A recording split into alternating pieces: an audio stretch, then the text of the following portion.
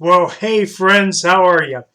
Hey, some of you know that I had a recent birthday. It just feels like I've aged a lot in the last year. It feels like I've gotten a bit older in a year. And I'm not sure how that happens. You don't get younger, but you get older. Why does it work that way? Some people would even say that because I'm getting older, I'm getting a bit long in the tooth. Yeah, well, no, my teeth don't feel any longer. So, what does it mean if you say that somebody is getting long in the tooth? Well, if you describe someone or something as getting long in the tooth, you mean that they are getting old.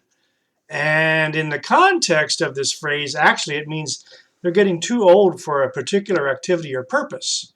Um, the context of long in the tooth is often used with animals, like especially horses, and their teeth are an indicator of their age. And as animals age, their gums somewhat recede and then their teeth look longer. It's not that their teeth actually grow longer, it's just they look longer.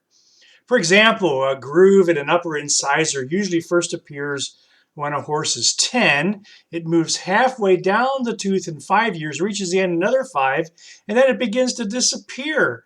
So that is one way of telling how old a horse may be by looking at their teeth. I've heard it said that you can tell a cat is getting older because their gums recede. And I heard someone say the other day, our poor cat is so long in the tooth that he struggles just walking around the house these days. But, well, I guess animals get old, and so do humans. And it wasn't until a few years ago that we actually started using the phrase long in the tooth sort of to talk about humans. Most of the time it's been animals. But some people now are saying, you know what? It's like Sally. Sally's a little too long in the tooth to be working. Do you think she'll ever retire? Well, there are more flattering ways to refer to someone than just being long in the tooth, especially someone who might be aging. Um, some people who we call old, some people would say somebody's getting old and decrepit, or that person is really aging. Some more polite ways may be saying, hey, you're getting on in years, or you are a person of a certain age.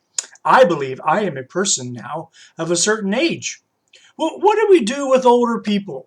Well, in this past year, I have felt the oldest that I have ever felt. I have felt the oldest that I have ever been. I keep telling my wife I want my 25-year-old body back.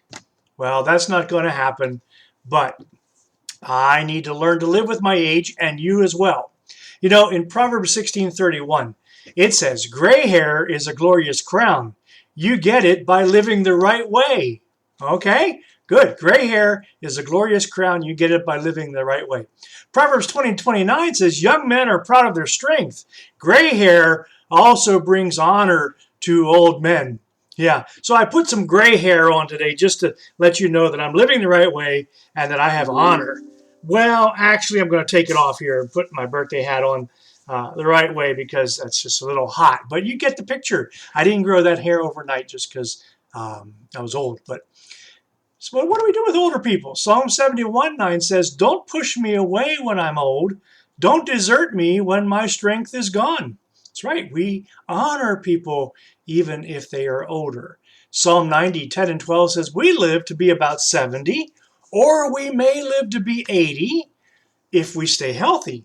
But even our best days are filled with trouble or sorrow. The years quickly pass and we are gone. If only we knew the power of your anger, God. It's as great as the respect we should have for you. Teach us to realize how short our lives are, then our hearts will become wise. Some of you are also getting older every year, along with me, and you celebrate that special day where you acknowledge that.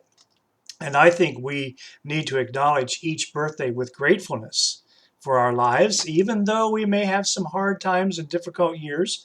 And there are people who live many different ages, young and old. It all depends on what happens in their lives. They all belong to God. Leviticus 19:32 says, stand up in order to show your respect for old people.